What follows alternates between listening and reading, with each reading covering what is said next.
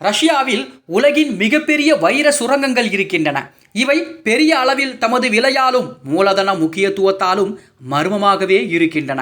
சைபீரியாவில் உள்ள மிர் வைர சுரங்கம் மனிதனால் உருவாக்கப்பட்ட உலகின் மிகப்பெரிய துளைகளில் ஒன்று.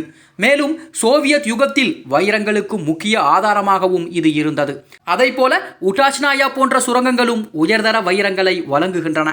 ரஷ்யாவின் வைர வளங்கள் என்பது வெளிப்புற சுரங்கங்களில் மட்டுமல்லாமல் சைபீரியாவின் உறைந்த நிலத்தடி பகுதியிலும் மறைந்து கிடக்கின்றன என்று விஞ்ஞானிகள் நம்புகிறார்கள்.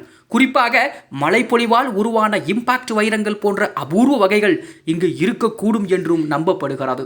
இந்த வளங்கள் ரஷ்யாவை உலகின் முக்கிய வைர உற்பத்தி மையமாகவும் ஆக்குகின்றன.